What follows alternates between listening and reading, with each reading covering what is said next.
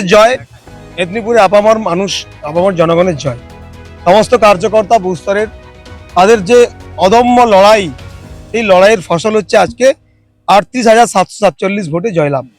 যেন এই জয়লাভ, এই জয় পুরোপুরি আমাদের এই সমস্ত কার্যকর্তা যারা বিজেপিকে প্রতিষ্ঠা করার জন্য বুথে বুথে লড়াই করে, সংগ্রাম করে, জীবন আত্মবলিদান করেছেন, এই সমস্ত কার্যকর্তাকে আমি উৎসর্গ করছি।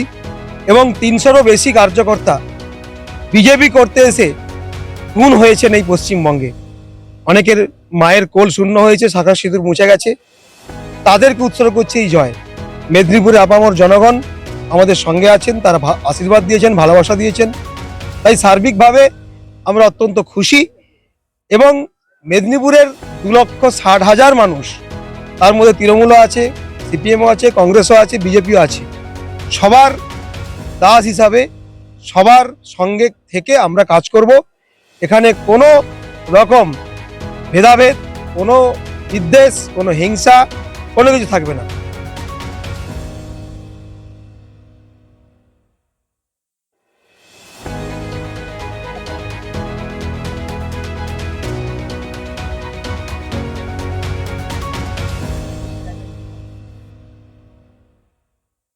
কিচ্ছু হয়নি, এখন পর্যন্ত কিচ্ছু হয়নি, আগামীতেও কিচ্ছু হবে না। বিজেপি আদর্শ, বিজেপির যে নীতি, আমাদের সম্মানীয় রাজ্য সভাপতি, সম্মানীয় বিরোধী দল নেতা, ওনারা অলরেডি বলেছেন আমাদের যে নীতি, সেই নীতি হচ্ছে ভালোবাসা, সেই নীতি হচ্ছে ডেভেলপমেন্ট, উন্নয়ন এবং মানুষকে সঙ্গে নিয়ে কাজ করা। আমরা সেই পথে এগোবো। বার্তা একটাই, মানুষ আমাদের ভালোবাসা দিয়েছেন, তাদেরকে আমরা অনেক অনেক কৃতজ্ঞতা স্বীকার করছি তাদের প্রতি।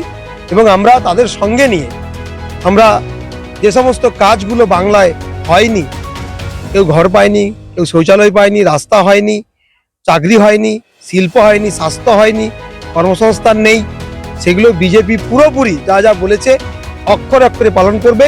এবং পুরোপুরি আমাদের যে সংকল্প সোনার বাংলা গড়ার জন্য, আমরা সেটা পুরোপুরি ফিল আপ করবো। এটাই আমাদের একমাত্র লক্ষ্য।